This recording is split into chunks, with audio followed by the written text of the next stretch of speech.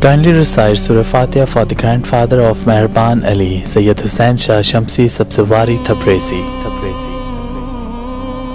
یزید نے یہ حکم بھجوایا کہ نواسۂ رسول اگر میری بیعت نہ کرے تو اسے قتل کیا جائے۔ فوج یزید جو چاروں طرف سے اللہ کے رسول کے خاندان کو گھیرے ہوئے تھی، انہوں نے یہ طے پایا کہ 9 محرم کے دن نواسۂ رسول اور ان کے ساتھیوں کو قتل کر دیں گے۔ بس مولا حسین نے جناب عباس سے کہا، عباس جاؤ یزید کی فوج کے پاس، ان سے کہو کہ ان کے نبی کی بیٹی کا بیٹا کہتا ہے ہمیں ایک رات اللہ کی عبادت کرنے کے لیے دی جائے۔ جناب عباس جیسے ہی امام حسین کا فرمان فوج یزید کو سناتے ہیں، وہ ہنسنے لگتے ہیں۔ یہ فیصلہ کیا گیا کہ اب جنگ 9 محرم کو نہیں بلکہ 10 محرم کو ہوگی۔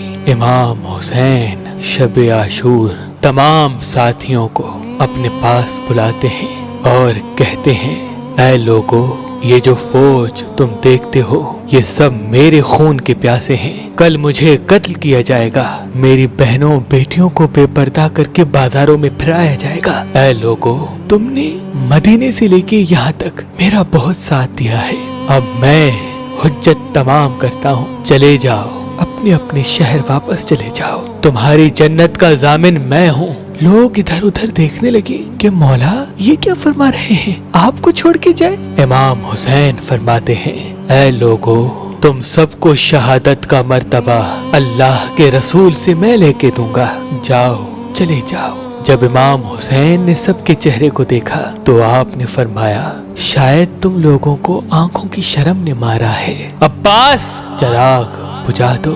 بس چراغ کا بجھنا تھا، امام حسین سر کو جھکا کے بیٹھ گئے۔ کچھ دیر گزری، امام حسین نے فرمایا، عباس چراغ جلاؤ۔ جیسے ہی چراغ چلے، امام حسین دیکھتے ہیں ایک ایک مولا کا چاہنے والا اپنی تلوار اپنے گردن پہ رکھ کے کہتا ہے، اے نواسۂ رسول، ان ظالموں کے بیچ میں آپ کو تنہا چھوڑ کے جائے، جب ہم مر جائیں گے آپ کی ماں کو کیا منہ دکھائیں گے؟ ہماری جانیں، ہمارے بچوں کی جانیں آپ کے قدموں پہ قربان میرے مولا، اگر آپ حکم کریں ہم ابھی کے ابھی اپنے آپ کو قتل کر دیتے ہیں۔ امام حسین نے فرمایا، اے میرے بابا، دیکھ جیسے مجھے ساتھی ملے ایسے آپ کو بھی نہ ملے، اے میرے بھائی حسن، دیکھ جیسے مجھ کو ساتھی ملے ایسے آپ کو بھی نہ ملے۔ پھر آپ فرماتے ہیں، جاؤ اللہ کی عبادت میں مشغول ہو جاؤ، کل ہمیں اللہ کے دین پہ قربان ہونا ہے۔ بس رات ڈھلنے لگی، 10 محرم کا سورج طلوع ہوا، اذان علی اکبر آئی، نماز میں حملہ ہوا، ایک ایک مولا کا چاہنے والا امام کے قدموں پہ قربان ہوتا رہا، کبھی حر، کبھی جون، کبھی حبیب، کبھی جناب عباس، کبھی شہزادہ قاسم، کبھی شہزادہ اکبر، تو کبھی معصوم علی اصغر۔ بس جب کوئی بھی نہ رہا، امام حسین خیمے میں آتے ہیں اور کہتے ہیں، اے میری بہنوں، اے میری بیٹیوں، اپنے غریب امام کا آخری سلام قبول کرو۔ واویلا کی صدائیں عام ہو گئی۔ امام حسین نے فرمایا، زینب، میرے بعد تم کو قید کیا جائے گا۔ پھر آپ ایک خیمے میں آتے ہیں جہاں ایک بیمار سویا ہوا ہوتا ہے۔ امام حسین فرماتے ہیں، علی اٹھو، اپنے بابا کا آخری سلام قبول کرو۔ جناب سجاد بستر بیماری سے اٹھتے ہیں، دیکھتے ہیں کہ ان کا بابا خون میں رنگین اور ان کا لباس اتنا سادہ اور پھٹا ہوا۔ امام سجاد کہتے ہیں، بابا عباس؟ امام حسین فرماتے ہیں، نہر کنارے سو رہے ہیں۔ علی اکبر، ان کو پرچھی لگی، ان کی لاش وہاں رکھی ہوئی ہے، ایک ایک شہید اللہ کی راہ میں قربان ہو گیا۔ بس اتنے میں زین العابدین سہارے سے اٹھتے ہیں اور کہتے ہیں، اے میرے مولا، مجھے اجازت دے، میں میدان میں جاؤں۔ امام حسین فرماتے ہیں، سجاد، تمہارا امتحان اتنا آسان نہیں بیٹا، ہمیں شہید ہونے دو، ہمارا امتحان یہاں ختم ہونے دو، پھر تمہارا امتحان شروع ہوگا۔ تمہیں اپنی بہنوں، بیٹیوں، ماؤں کے ساتھ بازاروں میں قیدی بن کے جانا ہے۔ سجاد، یزید کی دربار میں خطبہ سنانا ہے۔ امام سجاد ساروں قطار رونے لگے اور نظریں اٹھا کے پوچھنے لگے کہ اے میرے بابا، آپ نے اتنا پرانا لباس وطن کیا ہے؟ امام حسین نے فرمایا، سجاد، مجھے پتا ہے کہ یہ لوگ اتنے کم ظرف ہیں کہ میری شہادت کے بعد میرے جسم سے لباس اتار دیں گے، میری لاش کو لوٹیں گے، خیام کو لوٹیں گے۔ شاید اس غریب کا یہ پرانا لباس دیکھ کے ان کی غیرت جاگ جائے، بس الوداع کہتے ہیں اور میدان میں جاتے ہیں۔ امام حسین جیسے ہی میدان آئے، سب سے پہلے کہا، اے لوگو، پہچانو، میں تمہارے رسول کا بیٹا ہوں، میں وہ ہوں جس کو تمہارا رسول اپنے کندھوں پہ سوار کرتا تھا، میں وہ ہوں جس کو تمہارا رسول سینے پہ سلاتا تھا، میں وہ ہوں جس کے لیے تمہارا رسول کہتا تھا، حسین و منی وانا من الحسین، حسین مجھ سے ہے، میں حسین سے ہوں، میں وہ ہوں۔ جب نماز کے دوران میں رسول اللہ کی پشت پہ آتا تھا تو تمہارا رسول میرے احترام کے لیے اپنے سجدے کو طول دیتا تھا کہ ایسا نہ ہو کہ رسول اللہ سجدے سے اٹھیں اور مجھے تکلیف آ جائے۔ اے لوگو، تم نے آج اس حسین کو رلایا ہے، اپنے ہاتھوں سے دنیا کے بدلے دوزخ کو لکھا ہے۔ بتاؤ میرا کیا گناہ ہے؟ بتاؤ کیا میں نے کسی انسان کا حق غصب کیا ہے؟ بتاؤ کیا میں نے کوئی نماز قضا کی ہے؟ بتاؤ میں نے کیا جرم کیا ہے؟ لوگ کہنے لگے کہ تمہیں اس لیے نہیں مار رہے کہ تمہارا کوئی قصور ہے، تمہیں اس لیے مار رہے ہیں کہ تم علی کے بیٹے ہو۔ امام حسین فرماتے ہیں، اے لوگو، وہ علی جو اسلام کا محافظ تھا، آج اس علی کو یہ صلا دے رہے ہو کہ اس کی اولاد کو اس بیابان میں قتل کر رہے ہو۔ بس اتنے میں شمر کہنے لگا کہ حسین کی باتیں نہ سنو، بس حملہ کر دو۔ امام حسین پہ حملہ ہو گیا۔ تاریخ نے تحریر کر دیا کہ اس زمین پہ آج سے پہلے ایسی جنگ کبھی نہ دیکھی تھی۔ ایک طرف ہزاروں کی فوج تھی، ایک طرف 3 دن کا بھوکا پیاسا حسین ابن علی تھا۔ لاش فضا میں اڑتے رہے، ہزاروں لوگ فنار ہوتے رہے۔ علی کا شیر، علی کی ذوالفقار اور رسول اللہ کی گھوڑے پہ سوار ہے۔ بس تاریخ نے تحریر کر دیا کہ فوج یزید بھاگتے بھاگتے کوفے تک جا پہنچی۔ عمر بن سعد کہتا ہے کہ شمر ابھی تک خاموش کیوں ہو، حملہ کیوں نہیں کرتے؟ شمر کہتا ہے کہ میں جاؤں گا تو مر جاؤں گا۔ ارے حسین کے بچوں سے نہ لڑ سکے تو حسین سے کیا لڑیں گے؟ اس کی رگوں میں علی کا خون دوڑتا ہے، اس کی رگوں میں نبی کا خون دوڑتا ہے۔ جاؤ خیموں کو آگ لگا دو۔ بس شمر خیموں کو آگ لگاتا ہے اور عمر بن سعد کہتا ہے، اور ملا حسین پہ تیر چلاؤ۔ بس ہزاروں کی فوج نے امام حسین پہ تیر چلانا شروع کر دیے اور وہاں خیام کو آگ لگنا شروع ہو گئی۔ امام حسین کبھی فوج کی طرف جاتے ہیں اور کبھی خیام کی طرف جاتے ہیں۔ اتنے میں عمر بن سعد کہتا ہے، جس کے پاس جو جو چیز ہے وہ پھینک کے مارے۔ کسی نے نیزہ مارا، کسی نے تلوار پھینک کے ماری، کوئی تیر مارتا رہا، کوئی پتھر مارتا رہا۔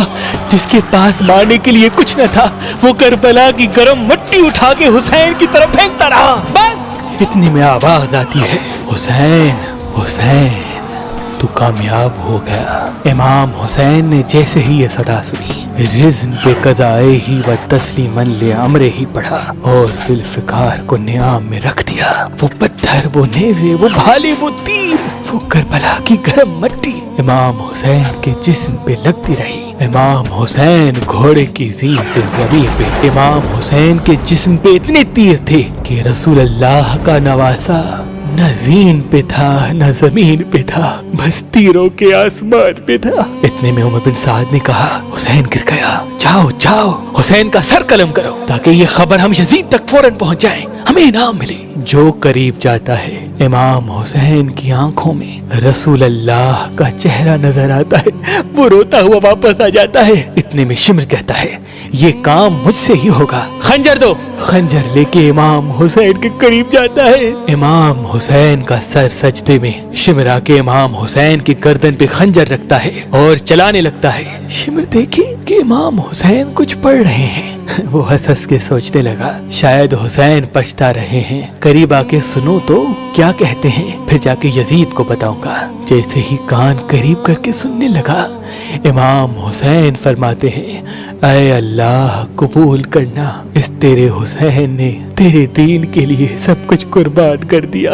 اے اللہ گواہ رہنا، اس تیرے نبی کے نواسے نے تیرے دین کے لیے سب کچھ فدا کر دیا۔ اللہ کا شکر کر رہے ہیں، اللہ کی حمد و ثنا کر رہے ہیں۔ اتنے میں امام حسین نے آنکھیں کھولی اور شمر سے کہا، اے بدبخت، کیا تجھے پتا نہیں میں کون ہوں؟ شمر نے کہا، ہاں مجھے پتا ہے، تو رسول اللہ کا نواسا ہے، علی کا بیٹا ہے، فاطمہ کا بیٹا ہے۔ امام حسین نے کہا، تم پھر بھی مجھے قتل کر رہے ہو۔ شمر نے کہا، تمہیں قتل کرنے سے مجھے سونا ملے گا، हुकूमत मिलेगी। इमाम हुसैन ने फरमाया, मैं जन्नत का सरदार हूँ, क्या तुम्हें अपने जन्नत की फिक्र नहीं? शिमर हंसता रहा और इमाम हुसैन के पांव गले पे खंजर चलाने लगा। इमाम हुसैन अल्लाह का जिक्र करते रहे और यूं नवासाए रसूल का सर तन से जुदा हो गया। बस इमाम हुसैन का सर कटना था। फौजे यजीद में खुशी का माहौल बर्पा हो गया। सब झूमने लगे, नाचने लगे। उमर बिन साद ने कहा कि लूटो, अहल बैत के खेमों को लूट लो। बस फौज